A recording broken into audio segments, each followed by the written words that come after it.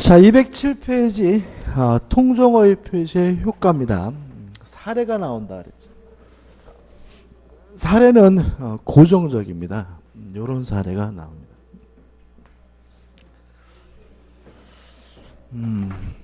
K라는 사람이 갑에게 1억 원을 빌려줬어요. 그래서 갑이 돈을 갚아야 되는데 돈을 갚기가 싫어요. 문제는 돈을 안 갚으면 자신이 소유하고 있는 아파트를 건물을 K가 강제 집행 경매할 것 같아요. 그래서 고민하다가 친구인 을과 짜고 하지도 않은 매매를 한 것처럼 을과 짜고 가장을 해서 갑이 을에게 이전 등기를 해줬다면 이 가장 매매가 둘이 짜고 가짜로 한 것이니까 뭐가 되는 거죠? 통정 허위 표시고요. 무효입니다. 매매가 무효면 무엇도 무효냐면 등기도 무효예요. 누구 거죠? 갑에게 아직도 뭐가 있는 거죠? 소유권이 있는 거죠. 자, 그랬는데 갑자기 을이 전화를 안 받아요. 카톡도 씹고. 그래가지고 갑이 을을 집 앞에서 기다려 잡아가지고 야, 그 아파트 돌려줘 그랬더니 이놈이 모임 자식아 내가 너한테 샀잖아 라고 우겨요. 이랬을 때 갑이 스스로 소송을 제기해서 판사님 내가 이놈한테 진짜 판 게 아니라 짜고 가짜로 판 겁니다.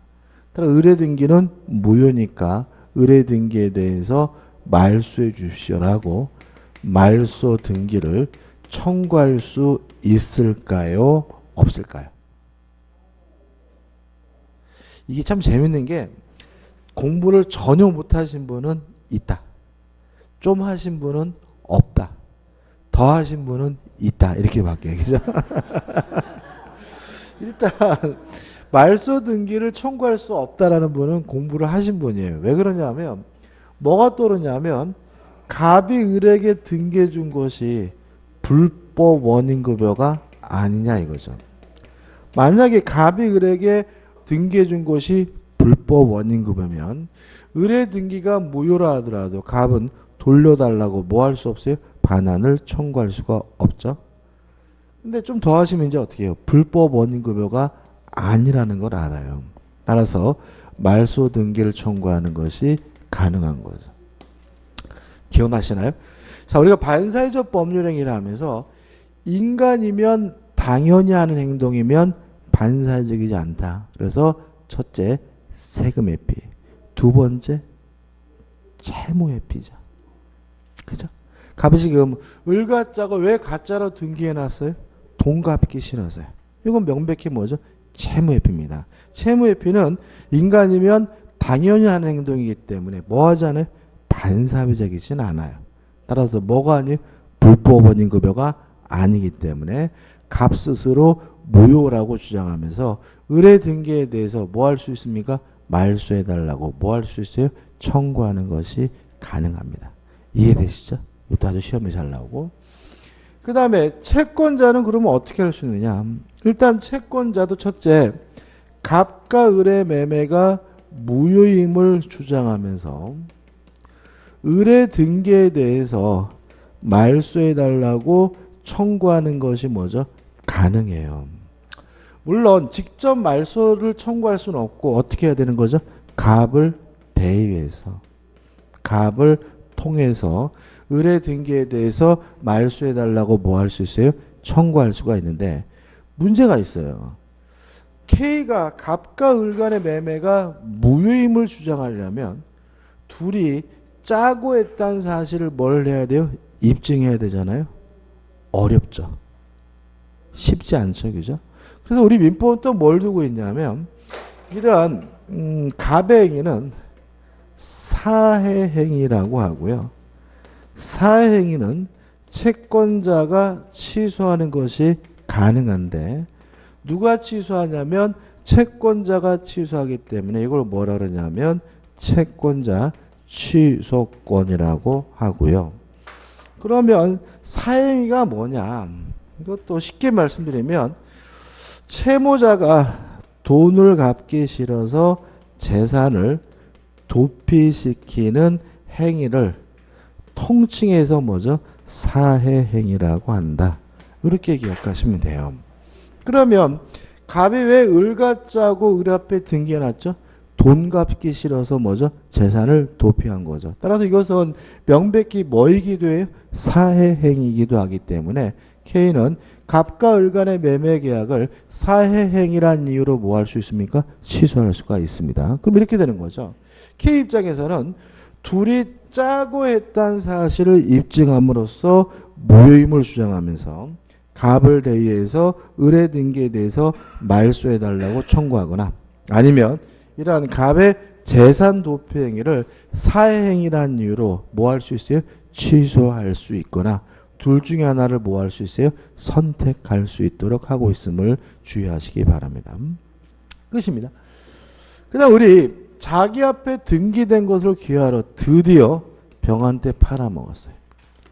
팔아먹고 병한테 이전 등기를 해주면 요 병을 우리가 뭐라 그러죠? 제3자라고 하는데 통정어의 표시 무효는 선의의 제3자에 대항하지 못하니까 병이 만약에 선이라면 소유권을 취득하고요. 악이면 뭘 갖지 못해요? 소유권을 갖지 못하고요. 주의할 점은 요거하고 똑같아요. 어디 있죠? 요거 여기 있죠? 아, 지웠네. 뭐가 똑같냐면은 선이 이기만 하면 되고 뭐까지? 무과실까지는 필요가 없다. 그 다음에 제3자 병은 선임을 추정을 받기 때문에 스스로 자신이 선임을 뭐 할 필요 없어요? 입증할 필요는 없다. 까지만 기억하시면 됩니다. 그 다음에 병이 또다시 정에게 팔아먹었어요. 정에게 팔아먹고 정에게 이전 등기를 해주면 요 정을 우리가 뭐라 그러냐면 전득자라고 하는데 만약에 병이 선이어서 이미 확정적으로 소유권을 취득한 상태라면 정에게 팔아먹는 것은 지껏 지가 팔아먹은 것이니까 이때 정은 선이든 악이든 묻지 않고 뭘 갖게 됩니까? 소유권을 갖게 된다는 것까지 꼭 기억해 두시기 바랍니다. 다 했어요. 그렇죠? 근데 좀 더 볼게요. 좀 더 보면 다시 한번 써볼게요. 갑이 을가짜고 하지도 않은 매매를 한 것처럼 가장을 해서 갑이 을에게 등기를 해놨더니 을이 자기 앞에 등기된 것을 기하로 병한테 팔아먹고 병한테 이전 등기를 해줬을 때 병이 선이면 확정적으로 뭘 갖습니까? 소유권을 갖습니다. 왜냐하면 통정어의 표시 무효는 선의의 제3자에 대항하지 못하니까요. 그럼 이때 갑은 어떻게 해야 돼요? 일단 갑은 요 병의 등기에 대해서 말소해달라고 뭐 할 수는 없어요? 청구할 수는 없어요. 동의하시죠? 그러면 갑은 어떻게 해야 돼요? 여러분이 갑이에요. 돈 갚기 싫은한테 짜고 가짜로 등기했더니 이놈이 팔아먹었어요. 그러면 갑은 어떻게 하겠습니까? 을을 찾아가겠죠? 을을 만나가지고 야 그지 같은 놈아 네가 이 자식아 왜 내 집을 네가 팔아먹어? 얼마 받았어? 3억? 내놔 자식아. 갑은 을에게 병한테 받은 매매대금을 부당 이득으로서 뭐 할 수 있습니까? 반환을 청구할 수가 있습니다. 동의하시죠? 그죠? 그 다음에 갑이 을이 병에게 팔아먹어서 병이 선이어서 뭘 갖게 됐어요? 소유권을 갖게 됐어요. 그럼 갑은 손해를 입죠. 동의하시죠? 그러면 고의나 과실로 타인에게 손해를 입히는 걸 우리가 뭐라 그래요? 불법행위잖아요. 그러면 을이 병에게 고의로 팔아먹어서 병이 갑에게 뭐가 생겼어요? 손해가 생겼다면 갑은 을에게 불법행위를 원인으로 무엇도 청구할 수 있습니까? 손해배상도 청구할 수가 있다는 거 주의하시기 바랍니다. 다시 말하면 병이 선이어서 확정적으로 소유권을 취득하게 하는 이유는 거래의 안전을 보호하기 위한 것이지 누구를 보호하겠다는 건 아니에요. 을을 보호하겠다는 건 아닙니다. 따라서 병이 선이어서 소유권을 가지면 갑의 입장에서는 이 건물을 돌려받을 방법은 없지만 을에게 매매대금은 부당이득으로서 어떻게 돌려받고 또 불법행위를 원인으로 을에게 뭘 청구할 수 있어요? 손해배상을 청구할 수 있다는 거 너무나 당연한 거니까 좀 기억해 두시기 바랍니다. 이 정도만 정리하시면 돼요. 그래서 교재 보시면은 효과 해가지고 당사자 사이에는 갑을 사이를 언제나 뭐죠? 무효다 나와 있고 판례가 나오죠. 이 부분은 판례가 중요한 부분은 아닙니다. 안 볼 거예요. 그 다음에 2번 제3자에 대한 효과에서 1번 선의 제3자에게 대항하지 못한다 해서 나오는 내용은 뭐겠습니까? 제3자 병은 선이 이기만 하면 되고 뭐까지는요? 무과실까지는 필요가 없다. 또 제3자 병은 스스로가 선임을 뭐 할 필요 없어요? 입증할 필요가 없다는 말이 나오고요. 그 다음에 넘겨보시면은 판례가 나오고 그 다음에 밑에 2번 선의 제3자로부터 다시 권리를 전득한 경우 누가 나옵니까? 정이 나오죠. 만약에 병이 선이면 확정적으로 뭘 갖게 됐어요? 소유권을 갖게 됐으니까 정은 선악 불문하고 뭘 갖게 됩니까? 소유권을 갖게 된다는 말이 나오고요. 그 다음에 3번 허위 표시에서 선의 제3자의 의미가 나옵니다. 이쪽 좀 어려운 부분인데 일단 요 제3자가 누구냐 요 개념에 관한 문제거든요. 여기까지 이제 시험이 나오게 되면 저 시험 문제가 어렵게 되는데 일단 교재를 한번 읽어볼게요. 3. 허위 표시에서의 선의 제3자의 의미에서 여기서의 선이란 허위 표시가 있었음을 모르는 것을 의미한다. 그런데 여기서의 제3자라는 의미가 일반적인 제3자 의미보다 다소 의미가 축소되고 있다. 즉 일반적 의미에서 제3자는 당사자와 포괄승계인 이외의 모든 자를 의미하지만 까지 끊어볼게요. 자, 제3자가 누구냐에 대해서 갑과 을은 당연히 뭐가 아닙니까? 제3자가 아닙니다. 다시 말하면 당사자는 뭐가 아니에요? 제3자가 아닌 거죠.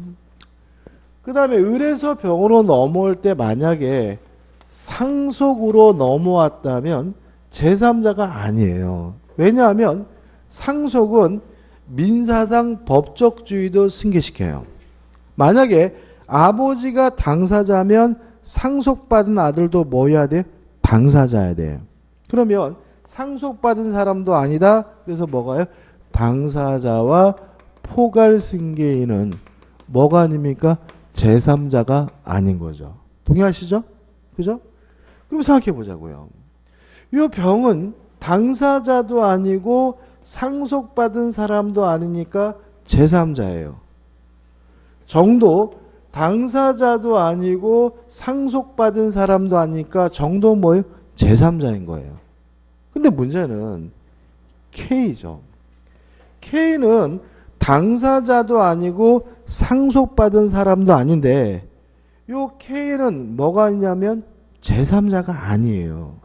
왜 그러냐면 계속 보시면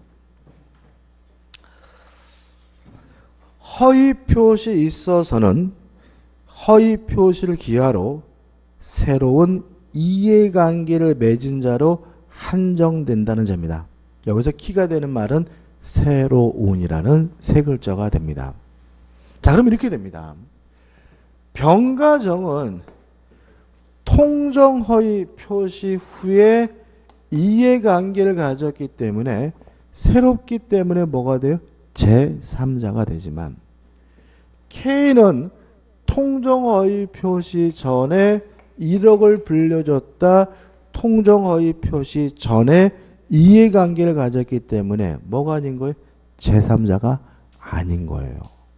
그래서 박스에 이제 이게 정리되어 있는데 이걸 외울 건 아닙니다. 외울 건 아니고 연습할 건데 결국 가장 중요한 것은 뭐냐? 우리가 전인지 후인지를 판단할 수 있으면 돼요. 이것도 시험문이 나오면 뭔가 무언가를 외워서 풀면은 틀리게 문제를 설계하는데 결국 우리는 통정어휘 표시 전인지 후인지를 따지면 간단하게 어렵지 않게 맞아요. 그러니까 다시 말하면 통정어휘 표시 전에 이해관계를 가졌다면 새롭지 않기 때문에 뭐가 아니에요? 제3자가 아니고요. 통정어휘 표시 후에 이해관계를 가졌다면 새롭기 때문에 뭐가 돼요? 제3자가 되고, 따라서 제3자냐 아니냐 문제를 푸는 방법은 전인지 후인지를 먼저 따져보는 거예요. 일단 박스에 두 가지가 있는데 왼쪽만 일단 볼 거예요. 오늘은 보시면 1번 가장 매매인 매수인으로부터 그 목적물을 다시 매수한 사람은 가장 매매 후에 이해관계를 가졌으니까 뭐예요? 제3자인 거예요. 이해되시나요? 2번 가장 매매 매수인으로부터 저당권을 설정받은 사람도 가장 매매 후에 이해관계를 가졌으니까 뭐가 돼요? 제3자가 돼요. 그럼 어떻게 질문이 나올 수 있어요? 가장 매매 전에 저당권 설정받은 사. 그럼 뭐가 아니에요? 제3자가 아닌 거예요. 3번 가장 저당권 설정 행위에 기한 저당권 실행으로 경락받은 자. 언제 경락받았습니까? 가장 저당권 설정 후에 경락받았으니까 새롭기 때문에 뭐가 돼요? 제3자가 되겠죠. 4번 가장 매매 매수인으로부터 가등기를 취득한 자. 언제 가등기를 했어요? 가장 매매 후에 가등기를 했으니까 뭐가 되겠어요? 제3자가 되겠죠. 우리 주택가세 시험에 어떻게 나오냐면 가장 매매 전에 가등기를 한 자. 그럼 뭐가 아니에요? 제3자가 아닌 거가 되는 거죠. 그죠? 그러니까 이거를 가장 문제되는 것은 저당권 뭐 이렇게 외우는 게 문제가 되는 거고, 다시 말씀드리면 저당권이든 가등기든 압류든 뭐든 간에 가장 매매 후에 했다면 새롭기 때문에 뭐가 돼요? 제3자가 되지만 가장 매매 전에 한 사람들은 새롭지 않기 때문에 뭐가 아닙니까? 제3자가 아님을 주의하시기 바랍니다. 더 이상 안 볼 겁니다. 이것만 주의하시면 되고, 그 다음 우측에 이제 4번 허위 표시에 뭐가 나오죠? 철회가 나오죠. 자, 철회가 뭐였어요? 효과가 발생하기 전에 효과 발생을 막는 거. 통정 허위 표시는 뭐예요? 무효입니다. 효과 발생 안 했죠. 따라서 뭐 할 수 있어요? 철회할 수가 있다.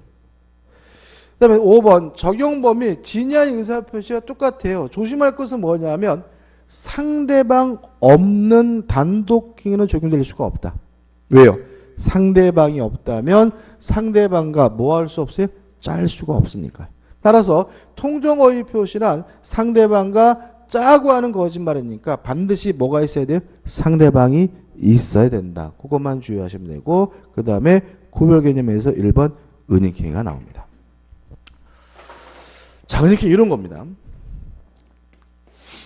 갑이 A라는 건물을 가지고 있어요. 을과 만나가지고 뭐 하고 싶냐면 증여를 하고 싶어요. 근데 문제는 증여하고 싶다고 증여하면 증여세가 엄청 많이 나오겠죠. 그래서 둘이 짜고 하지도 않은 매매를 한 것처럼 가작을 해가지고 갑이 을에게 이전 등기를 해줬어요. 그러면 갑과 을 간의 가작 매매는 통정어휘 표시입니다. 무효죠. 근데 문제는 요 가작 매매는 무효지만 등기는 무효가 아니라 뭐죠? 유효라는 점에 맹점이 있어요.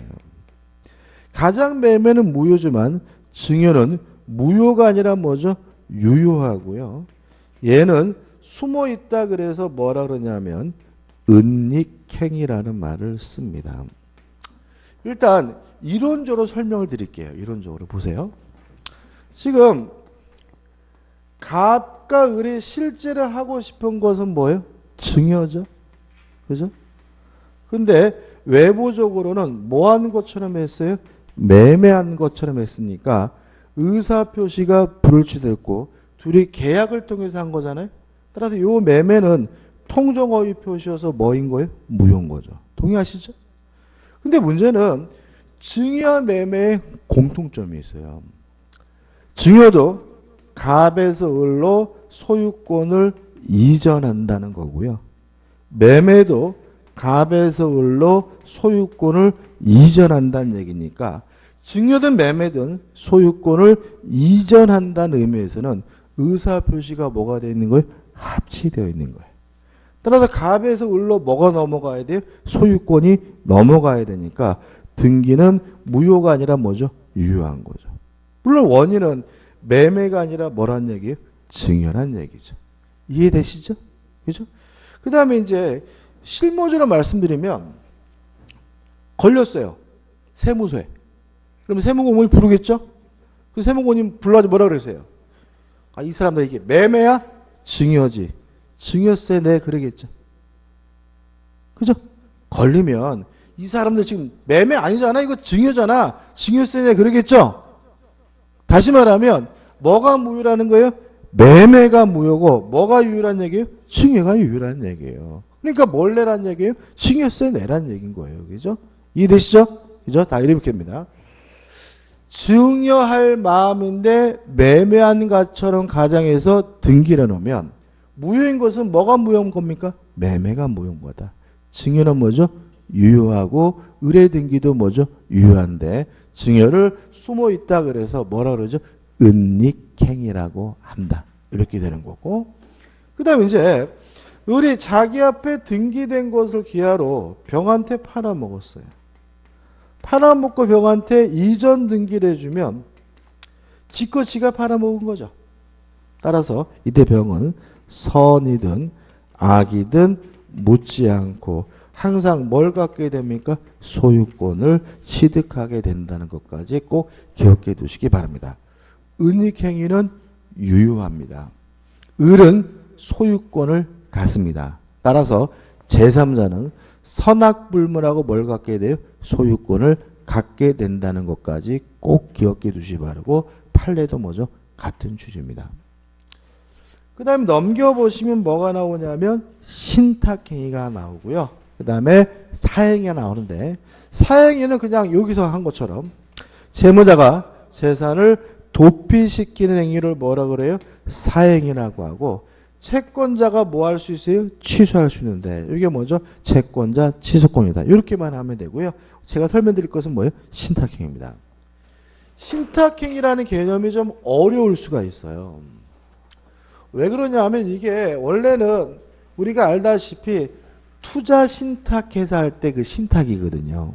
근데 이게 내용이 민법에서 오면 투자 신탁회사하고는 전혀 상관이 없는 것처럼 느껴져요. 뭐 기원까지 제가 설명드리지는 않을 겁니다. 그래서 우리 민법적으로는 개념을 좀 생각해 봐야 되는데 규제 한번 읽어볼게요. 신탁행위입니다. 어떤 경제적 목적을 달성하기 위하여 상대방에게 그 목적 달성에 필요한 정도를 넘는 권리를 이전하면서 여기서 키가 되는 말이 뭐냐면 넘는이라는 두 글자 이게 또 위아래로 갈렸는데 넘는입니다.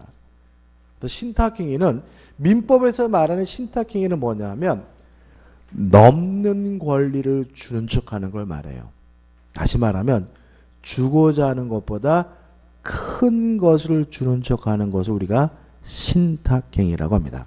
자, 민법행위에서 신탁행위 뭐라고요?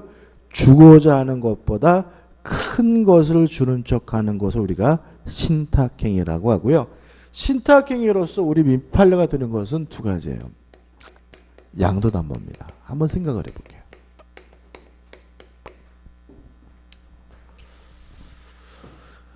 을이 갑에게요 1억 원을 빌려줬어요. 1억 채권을 담보하기 위해서 갑 소유 A 부동산에다가 담보를 설정하려고 하는데 예를 들어서 요 A가 시가가 한 1억 2천이다라고 가정을 해볼게요. 그러면 채권자 입장에서는 저당권 설정하고 1억 못 빌려줘요. 왜 그러냐면 1억 2천짜리 경매한다 그래서 1억 나온다는 보장은 없어요. 동의하시죠? 그러면 채무자 입장에서 불만이 있습니다. 왜 그러냐면 자기의 자산이 1억 2천이나 있는데 실제로 저당권 설정하고 돈 빌리면 많이 빌려봐야 뭐죠? 7,8천밖에 못 불리잖아요. 그죠? 그러면 채권자 입장에서는 담보로서 부족하고 채무자는 뭐죠? 돈을 많이 못 빌린다는 문제가 있기 때문에 이때 관행적으로 관습법상 이루어지는 것이 뭐냐면 갑이 을에게 담보 목적으로 소유권을 이전해 줄 수가 있어요. 우리가 소유권을 이전해 주는 것을 우리가 양도라고 하니까 이걸 뭐라 그러냐면 양도담보라고 하는 겁니다. 양도담보란 소유권을 이전하는 방식으로 이루어지는 담보가 뭐죠? 양도담보입니다. 어떤 장점이 있냐면 을은 이미 자기 앞으로 소유권 이전 등기가 되어 있으니까 갑이 안 갚으면 경매 안 해도 돼요. 그냥 먹으면 되죠. 1억 2천을 다 확보한다는 장점이 있고요. 또 채무자 입장에서는 돈을 이빠이 빌릴 수 있어요. 최대한 많이 빌릴 수가 있거든요. 그래서 실무적으로 대단히 많이 흔하게 이루어지는 담보가 뭐죠? 양도담보입니다. 자, 양도담보는 뭐라고요? 소유권을 이전하는 방식으로 이루어지는 담보가 뭐죠? 양도담보입니다. 이해되시죠? 그죠? 근데 이게요, 통정허위 표시 같아요. 왜 그러냐 보세요. 지금 갑과 을의 의사는 뭐 하는 거예요? 담보 설정하고자 하는 거죠. 근데 외부적으로는 뭐 자체가 넘어가 있어요? 소유권 자체가 넘어가 있으니까 의사 표시가 뭐 되어 있어요? 불일치되어 있는 것처럼 보이고요. 물론 둘 간에 계약으로 이루어지니까 상대방과 뭐예요? 짜고 하는 것처럼 보인단 말이죠. 그러면 양도담보가 무효냐? 요 문제인 거예요. 자, 이런 얘기입니다.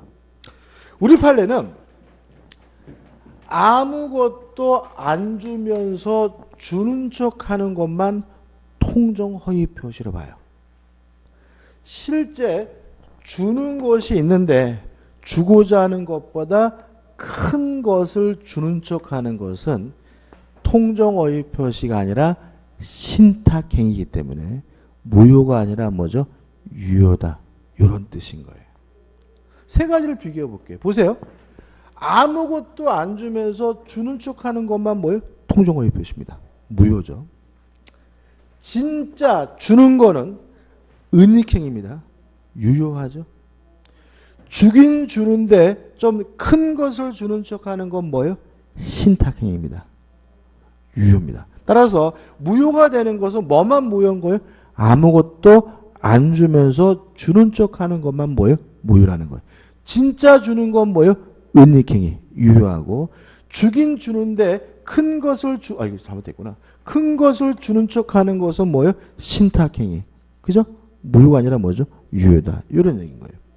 그 다음에 신탁행위가 하나 더 있어요. 우리 판례가 있는 거. 채권 추심을 위한 채권 양도도 신탁행위로 보고요. 따라서 무효가 아니라 뭐죠? 유효라는 게 우리 판례 입장이에요. 자, 이런 얘기입니다. 을이 갑에게요 1억을 빌려줬어요. 그래서 1억을 받을 뭐가 있어요? 채권이 있는데 문제는 갑이 돈을 안 갚는 거예요. 그래서 친구의 병이 지나가다가 을을 보니까 애가 완전히 뭐죠? 얼굴이 똥 씹은 표정이에요. 너 왜 그래? 아유, 이 그지 같은 놈이 금방 갚는다 그래서 우리 남편 몰래 돈 빌려줬는데 이 기지 같은 게 돈 안 줘서 나 미치겠어 막 그런단 말이죠. 그래서 병이 내가 대신 받아줄게 해가지고 갑을 만나가지고 야 그지 같은 놈은 빨리 을한테 돈 갚아라고 지랄거리면 갑이 병한테 뭐라 그러냐면 네 일이나 신경 쓰지 집에 이런단 말이죠. 그죠? 그래서 병이 을한테 온 거죠. 야 갑을 만나는데 내가 너한테 빨리 돈을 갚아라고 지랄을 했더니 내 일이나 신경 쓰라 그러거든. 네가 나한테 채권을 양도해 준 것처럼 해주면 내가 얘한테 가서 떳떳하게 돈 달라고 지랄 걸어줄게. 이게 뭐예요? 채권 추심을 위한 뭐예요? 채권 양도인 거예요. 무슨 말 아시겠죠? 그죠? 그럼 보자고요. 을이 병한테 진짜 채권을 주는 건가요? 아니에요. 진짜 주는 것은 뭐예요? 대신 돈을 받을 수 있는 뭐예요? 대리권 정도를 주고자 하는 건데 외부적으로는 채권 자체가 넘어간 것으로 나와 있으니까 주고자 하는 것보다 큰 것을 주는 쪽 하는 거기 때문에 이것도 통정어휘 표시가 아니라 뭐죠? 신탁행위고 무효가 아니라 뭐죠? 유효라는 것이 우리 판례 입장입니다. 까집니다. 그래서. 그 다음 이제 뭐가 나옵니까? 차고가 나오고 있습니다. 지금 우리가 오늘 하는 부분이 어떻게 보면 민법에서 가장 어려운 부분을 지금 지나가고 있는 거거든요. 그러니까 좀 처음에 들으시면 공부를 좀 안 해보신 분들은 와씨 드럽게 복잡하다 막 이러는데 이것도 어차피 반드시 나오는 부분이고 중요한 부분이기 때문에 반복하는 거고요. 저 여러분하고 최소한 뭐죠? 한 10번 이상은 수번 가까이는 뭐죠? 할 거니까 너무 무서워하고 막 긴장하고 그러실 필요는 없습니다. 착오입니다. 일단 착오는 뭐냐면요. 의사와 표시가 불일치됐음을 모르고 하는 게 뭐예요? 착오예요. 자, 이렇게 된 거죠.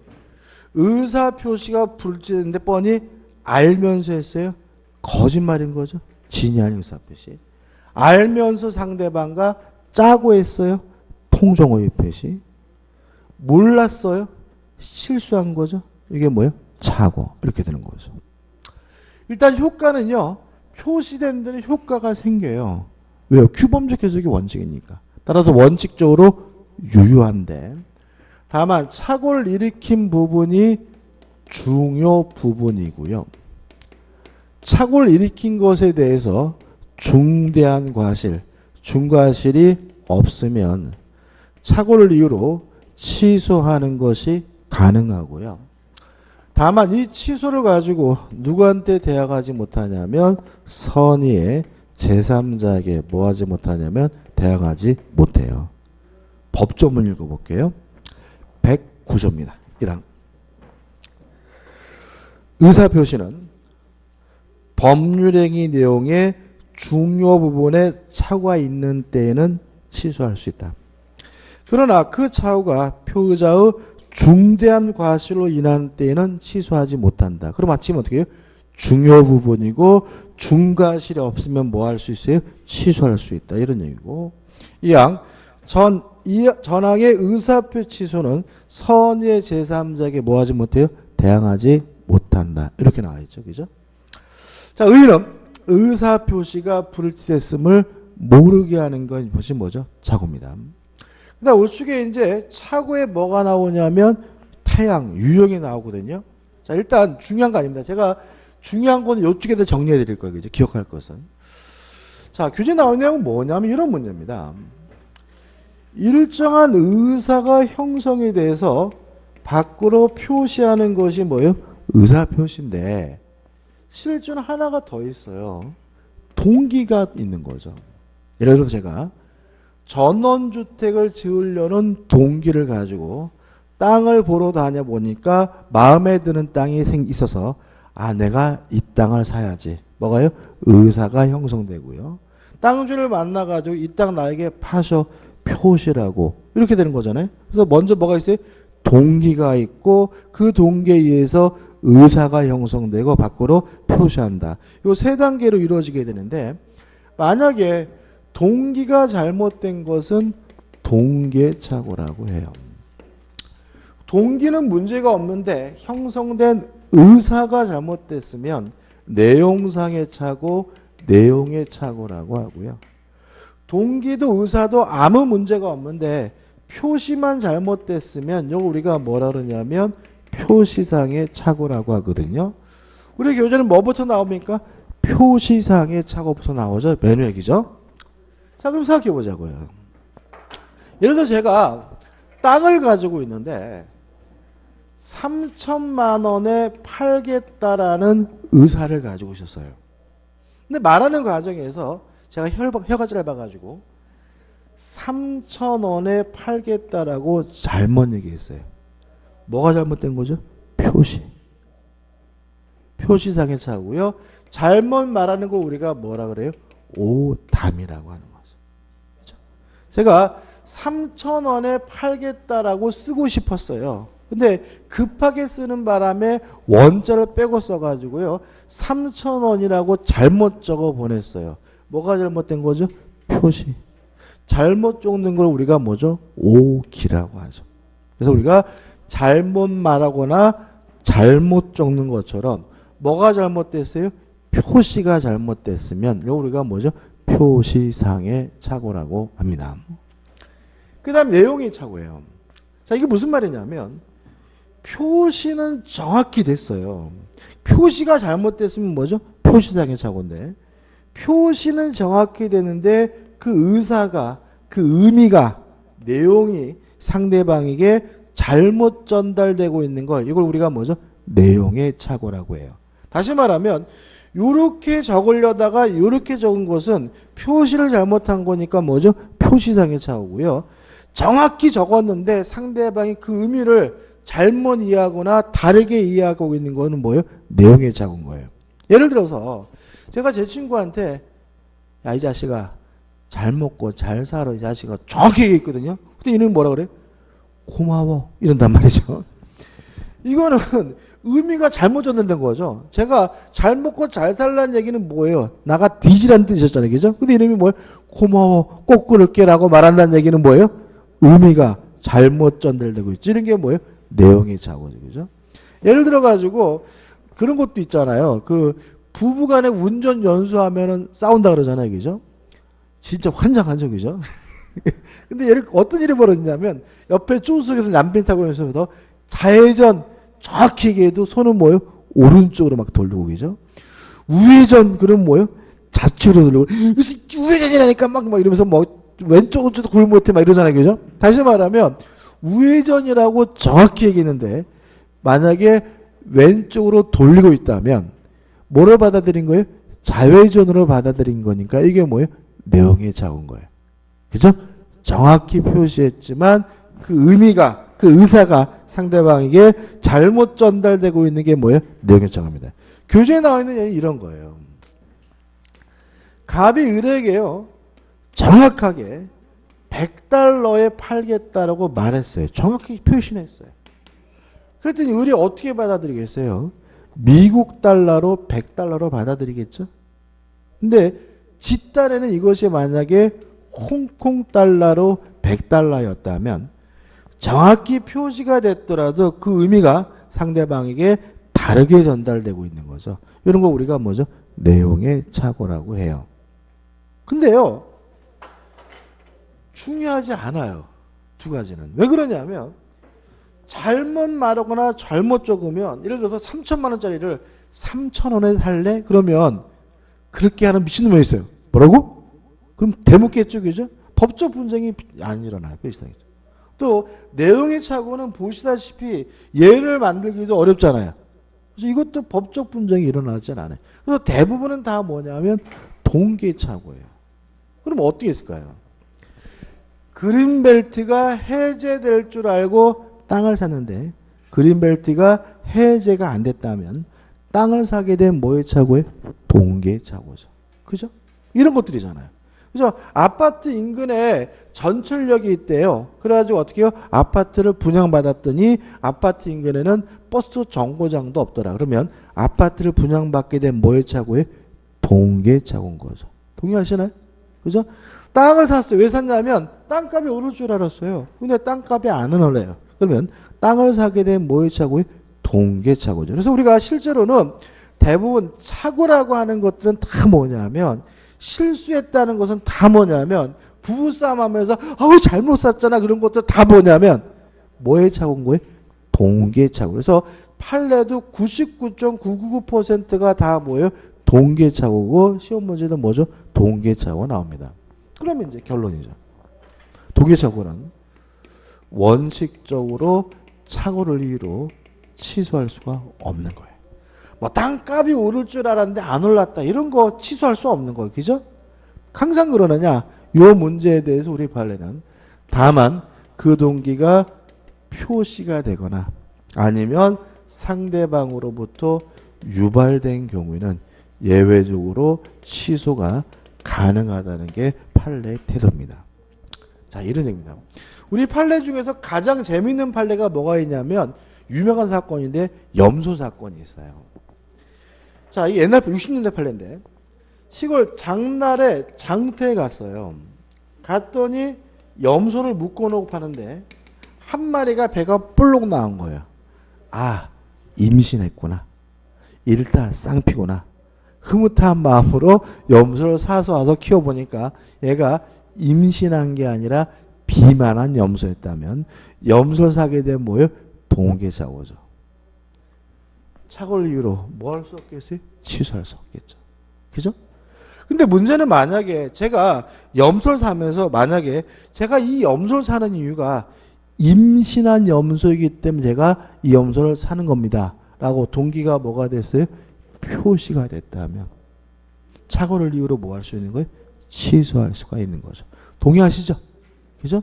제가 원래는 염소 살 마음이 없었어요. 근데 지나가는데 자꾸 그 염소 파는 사람이 임신한 염소입니다. 일단 기본이 일타 쌍피고 재수 좀 일타 쓰리피도 됩니다. 라고 염소 살 마음을 뭐 했어요? 유발시켰다면 제가 임신했으니까 삽니다라고 동기를 뭐 하지 않았더라도요? 표시하지 않았더라도 착오를 이유로 뭐 할 수 있다는 얘기예요? 취소할 수 있다는 얘기죠. 그죠? 그럼 이제 기억할 건 여기 있고요. 개념에서 우리 기억할 것은 첫 번째 기억할 것이 뭐냐면 첫 시간에 했죠. 규범적 해석이어야 한다. 규범적 해석을 해야지만 착오 문제가 발생하고 만약에 자연적 해석을 하는 경우에는 착오 문제가 발생할 수가 없다. 기억나시죠? 그죠? 그래서 시험 문제 어떻게 나온다고요? 자연적 해석을 해야 되는 사례를 들면서 착오를 이유로 취소할 수 있다 그러면 뭐죠? X다. 그 다음에 두 번째 기억할 것은 동계착오죠. 동계착오는 원칙적으로 착오를 이유로 뭐 할 수 없어요? 취소할 수가 없지만 그 동기가 예외적으로 표시가 되거나 아니면 유발된 경우에만 뭐 하는 것이요? 취소하는 것이 가능하다. 이렇게 되는 겁니다. 교재 보시면은 하단에 동계착오가 나오고 1번 다수 나오죠. 학설은 중요하지 않습니다. 넘겨보시면 이제 뭐가 나와요? 2번 판례가 나오고 굉장히 복잡하게 나와 있는데 읽어보시되 기본적인 건 뭐예요? 원칙적으로 착오를 이유로 뭐 할 수 없어요? 취소할 수 없지만 동기가 뭐가 됐어요? 표시가 되거나 아니면 상대방으로부터 유발된 경우에는 착오를 이유로 뭐 할 수 있어요? 취소할 수 있어요. 이 내용이 쭉 나와 있는 거예요. 그죠? 그 다음에 여기서 문제 푸실 때 조심할 것은 뭐냐면 또는이죠. 그죠? 또는이잖아요. 그 말은 뭐예요? 표시가 되거나 아니면 유발된 경우에 뭐 할 수 있어요? 취소할 수 있다는 얘기죠. 이것도 지금 잘 만들어요. 그죠? 표시도 되고 유발돼야 되는 게 아니라 표시가 되거나 아니면 표시가 안 됐더라도 뭐가 되면요? 유발된 경우에는 착오를 이유로 뭐 할 수 있어요? 취소할 수 있다. 이런 얘기고 판례도 그런 취지니까 한번 쭉 보시면 돼요. 그 다음 우측에 보시면 취소하기 위한 요건입니다. 자, 중요 부분이어야 착오를 이유로 뭐 할 수 있냐면 취소할 수가 있는데요. 첫째 기억할 것은 중요 부분이 되기 위해서는 표의자 입장에서 다른 말로 하면 주관적으로 중요할 뿐만 아니라 and 플러스 일반인 입장에서도 객관적으로도 중요해야 비로소 뭐죠? 중요 부분이다. 따라서 지 애인 사진, 지 딴에는 엄청나게 중요하다 하더라도 뭐가 아닙니까? 중요 부분 아니죠. 누구 입장에서도 중요해야 돼요? 일반인 입장에서도 뭐요? 중요해야 중요 부분입니다. 두 번째입니다. 이게 중요한데. 일단 이것도 기억해 두시되 이건 또 추상적이기 때문에 문제 풀기가 어려워요. 그래서 꼭 기억해야 될 것이 뭐냐면 우리 판례는 교재 보시면 막 굉장히 장하게 나오는데 가장 중요한 것이 뭐냐면 경제적 불이익이 존재해야 중요 부분입니다. 뭐가 존재해야 돼요? 경제적 불이익이. 예를 들어 가지고 차고가 있는데 경제적으로 손해가 없어요. 중요 부분은 아니에요. 차고를 이유로 뭐 할 수 없어요? 취소할 수 없어요. 가장 대표적인 것이 땅값이 오를 줄 알고 땅을 샀는데 땅값이 안 올라요. 손해 없죠. 이익이 없을 뿐이잖아요. 뭐가 없는 거예요? 손해가 있는 건 아니잖아요. 그건 중요 부분이 아니에요. 차고를 이유로 뭐 할 수 없는 거예요? 취소할 수 없는 거죠. 근데 땅값이 오를 줄 알았는데 땅값이 폭락했어요. 그럼 뭐가 있는 거예요? 경제적 불이익이 있는 거죠. 그때는 뭐가 될 수 있어요? 중요 부분이 될 수 있어요. 그래서 중요 부분이 되려면 반드시 뭐가 필요하다고요? 경제적 불이익이 존재해야 돼요. 그래서 교재 보시면은 중요 부분에 차고가 있을 것 나와 있고 중간에 박스가 된 것은 뭐냐면 1번입니다. 표자 입장에서뿐만 아니라 일반 입장에서도 뭐요? 중요해야 된다. 이런 얘기 나오고 그 다음에 하단에 1, 사람 나오고 넘겨보신 2번 물건에서 쭉 내용들이 나오거든요. 근데 요것들은 다 뭐냐면 경제적 불이익이 있어야 뭐요? 중요 부분이다. 요 한마디인 거예요. 이것도 외우시면 안 돼. 근데 주의할 점이 있어요. 예를 들어 가지고 자 한번 보세요. 갑돌이 땅인 줄 알고 땅을 샀어요. 근데 나중에 보니까 뭐요? 갑순이 땅이었어요. 중요 부분인가요? 갑돌이 땅이든 갑순이 땅이든 뭐 받으면 그만이에요? 이전 등기 받으면 그만이니까 뭐가 없는 거예요? 경제적 불이익이 없으니까 뭐가 아니에요? 중요 부분이 아닌 거예요.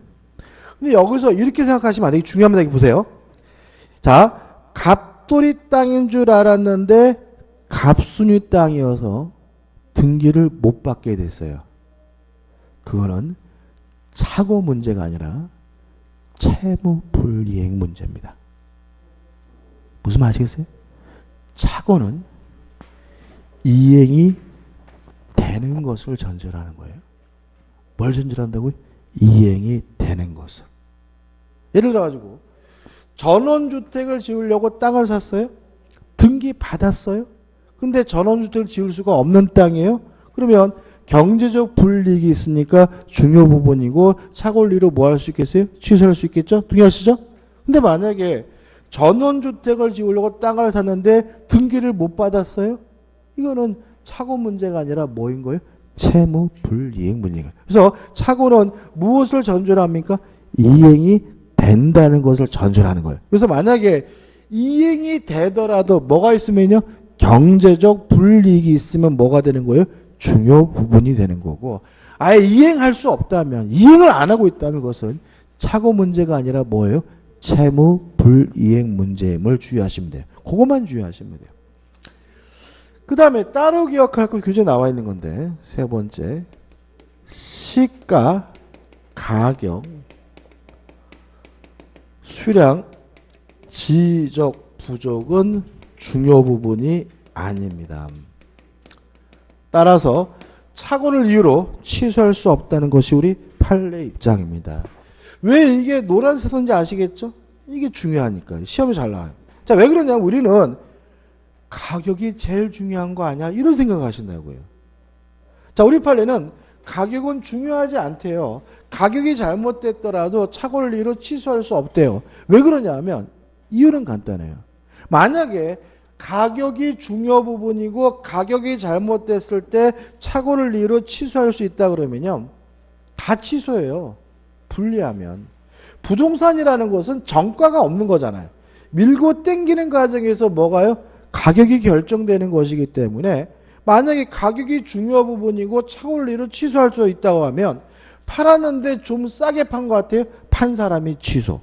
샀는데 좀 비싼 것 같아요. 산 사람이 취소. 웬만하면 다 뭐가 돼요? 취소가 될 것이고 거래 안전은 심각하게 뭐죠? 훼손당합니다. 그래서 우리 판례는 거래의 안전보호라는 대원칙 때문에 가격, 수량, 지적, 부족은 뭐가 아니에요? 중요 부분이 아니고요. 이것이 잘못됐더라도 착오를 이유로 뭐 할 수 없어요? 취소할 수 없다는 것이 우리 판례 입장임을 꼭 기억해 두셔야 돼요. 그 다음에 이제 마지막으로 입증이죠. 입증. 표의 좌측에서 입증합니다. 자, 왜냐하면 중요 부분임이 입증되면 뭐 할 수 있어요? 취소할 수 있죠.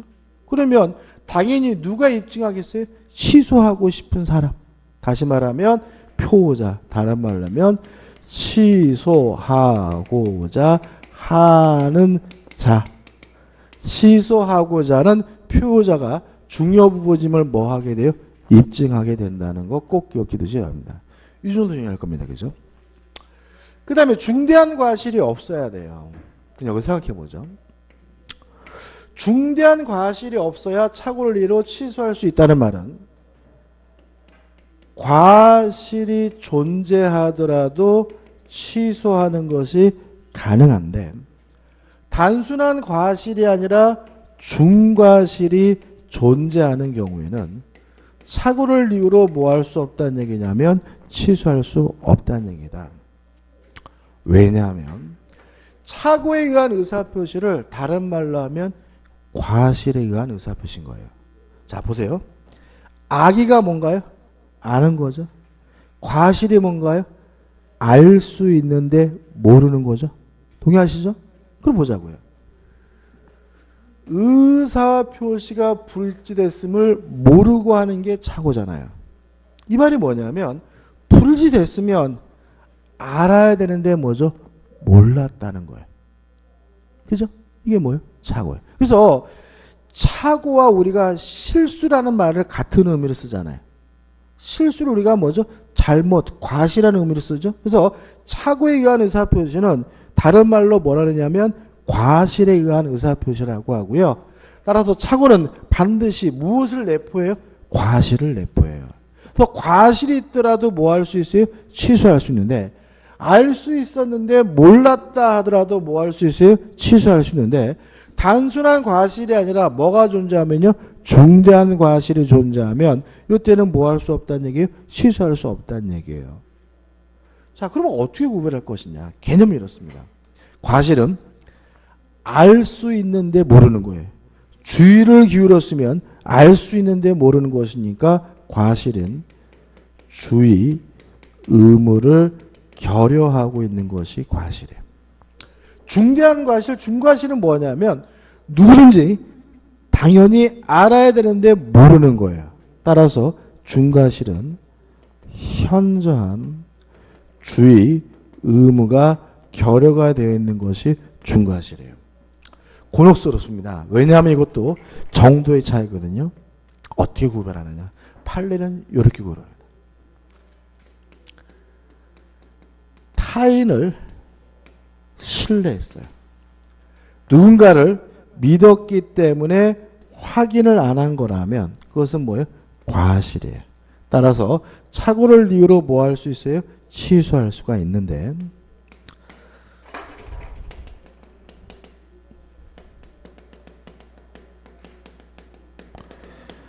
만약에 아무런 이유도 없어요. 아무런 이유도 없는데도 불구하고 무작정 확인 안 한 것은 우리 판례가 중과실로 봐요. 따라서 착오를 이유로 뭐 할 수 없어요? 취소할 수 없어요. 그래서 이렇게 구별하는 겁니다. 제가요 임대차 계약을 했어요. 아파트. 근데 문제는 임대차 계약을 하면서 등기부 등본을 안 떼어봤어요. 근데 나중에 며칠 지나서 떼어보니까 저보다 선순위로 큰 금액의 저당권이 설정되어 있다는 사실을 알게 됐어요. 물론 저에게 뭐가 있는 거죠? 경제적 불이익이 있는 거죠. 그죠? 착오를 이유로 취소할 수 있는가? 만약에 제가 아무런 이유도 없이 등기부 등본 떼어보지 않았다면 저는 뭐예요? 중과실이에요. 따라서 그 임대차 계약을 착오를 이유로 뭐 할 수 없는 거예요? 취소할 수 없는 거예요. 근데 만약에 중개업자가 깨끗합니다. 걱정하지 마세요 하길래 믿고 등기부 등본을 안 떼어봤다면 그거는 뭐예요? 과실인 거예요. 이때는 착오를 이유로 뭐 할 수 있는 거예요? 취소할 수 있는 거예요. 구별되시나요? 자, 교재 오른쪽에 보면 박스에 판례 나왔어요. 자, 이건 어떤 판례냐면 이런 겁니다. 공장을 지으려고 땅을 샀어요. 근데 그 땅은 공장을 지을 수가 없는 땅이었거든요. 큰일 났죠. 뭐가 있는 거예요? 경제적 불이익이 있는 거잖아요. 근데 문제 저는 그 땅을 매매 계약하면서 아무런 이유도 없이 공장을 지을 수 있는지 없는지를 확인 안 했어요. 그럼 뭐예요? 중과실이니까 착오를 이유로 뭐 할 수 없어요? 취소할 수 없다. 이 판례인 거예요. 다른 판례 뭐가 있겠어요? 매도인이 공장 신축이 가능하다고 길리에 믿고 확인 안 했다. 그럼 뭐가 돼? 과실이에요. 착오를 이유로 뭐 할 수 있는 거예요? 취소할 수 있는 거예요. 이해되시죠? 그죠? 또 이런 것도 나옵니다. 중개업자를 믿고 상가를 분양받았어요. 그럼 이거는 뭐예요? 과실이에요. 착오를 이루고 뭐 할 수 있는 거예요? 취소했어요. 잘못됐을 때. 근데 만약에 중개업자를 통하지 않고 스스로 혼자 매매 계약하면서 확인 안 했다. 이런 말이 나오면 뭐예요? 중대한 과실이에요. 착오를 이유로 뭐 할 수 없는 거예요? 취소할 수 없는 거예요. 구분하실 수 있겠죠? 그죠? 그래서 누군가를 믿었기 때문에 확인 안 하는 거는 뭐예요? 과실. 착오를 이유로 뭐 할 수 있어요? 취소할 수 있지만 아무런 이유도 없이 확인하는 것은 뭐예요? 중대한 과실. 착오를 이유로 뭐 할 수 없습니까? 취소할 수가 없습니다. 끝입니다. 원칙 취소할 수 없어요. 항상 그러느냐? 다만 상대방이 이러한 표의자의 중대한 과실을 이용해 처먹었다면 이때는 중과실이 있더라도 취소하는 것이 가능하다는 예외가 있음을 좀 주의하시기 바라고요. 그 다음에 중과실에 관한 입증입니다. 누가 입증하냐면 상대방 측에서 입증한다. 왜냐하면 중과실이 존재한다는 사실이 입증이 되면 뭐 할 수 없어요? 취소할 수 없죠. 그러면 누가 입증하겠어요? 취소 못하게 막으려고 하는 누가요? 상대방 측에서 중과실이 존재함을 뭐하게 돼요? 입증하게 된다까지 끝입니다. 규제 이제 우측에 박스 밑에 효과, 원칙 취소할 수 있고 2번 제3자에 대한 관계 선의 제3자에게 뭐 할 수 없어요? 대항할 수 없고 3번 표의자의 배상 책임 문제가 나오죠. 자, 착오는 위법하지 않아요? 위법행위여야지 뭘 청구할 수 있어요? 손해배상을 청구할 수 있는 거잖아요. 착오 자체는 뭐 하지 않습니까? 위법하지 않으므로 상대방은 뭐 할 수 없어요? 손해배상을 청구할 수가 없다. 이렇게 되는 거고. 그 다음에 넘겨보시면 적용 범위에서 큰 의미 없고 착오와 관련된 문제 가지고 나오는데 중요한 건 아닙니다. 한번 쭉 보세요. 나중에 볼 거고. 그 다음에 217페이지 다른 제도와 결합해가지고 중요한 것이 일단 3번 착오와 뭐가 나오죠? 해제가 나오죠. 박스에 나온 판례는 뭐냐면 해제된 후에도 착오를 이유로 취소할 수 있다는 거예요. 이 판례가. 자, 착오도요 시험 문제 반드시 나옵니다. 제가 이렇게 간단하게 정리하다는 이유는 어려워하기 때문인데요. 왜 착오에 시험 문제 많이 나오냐면 실무적으로 중요해요. 이게 어떤 얘기냐면 이런 겁니다. 우리가 보통 아파트를 샀어요. 잘못 샀어요. 그럼 뭐 하죠? 부부싸움 시작하죠. 너 때문에 잘못 샀잖아. 이 지집애 이러면서 뭐 부부싸움 막 난리 나잖아요. 그죠? 그리고 나서 며칠 지나서 뭐라 그래? 아이씨 계약금 날렸다. 이래요. 잘못 샀으면 계약금을 꼭 날려야 되는 게 아닙니다. 잘못 샀을 때 이러한 요건을 갖췄다면 착오를 이유로 뭐 할 수 있는 거예요? 취소할 수 있는 거고요. 손해배상 해줄 필요가 없습니다. 또 계약금도 굳이 뭐 할 필요가 없어요? 포기할 필요가 없습니다. 따라서 착오는 계약금을 날리느냐 계약금을 안 날리냐 그 얘기인 거예요. 그럼 우리 판례는 만약에 착오를 이유로 뭐 하지 않고 있어요? 취소하지 않고 있는 상태에서 상대방이 해제를 한 경우에 저는 착오를 이유로 또다시 뭐 할 수 있어요? 취소할 수 있다는 얘기예요. 왜요? 착오를 이유로 취소해야 뭐 할 필요 없어요? 손해배상할 필요가 없고요. 계약금을 뭐 할 필요 없어요? 포기할 필요가 없기 때문에 이런 거니까 좀 기억해 두시기 바랍니다. 해제된 후에도 착오를 이유로 뭐 할 수 있습니까? 취소할 수가 있습니다. 그 다음에 박스 밑에 4번 해가지고 법률에 해석해서 나와 있는 건 뭐죠? 요거죠. 규범적 해석을 해야지만 착오 문제가 된다.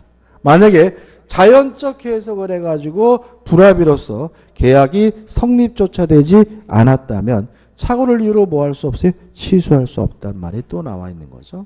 그 다음에 넘겨보시면 이제 뭐가 나오냐면 하자에 있는 의사표시 나오는데 5분만 쉬었다가 하자에 있는 의사표시를 보도록 하겠습니다.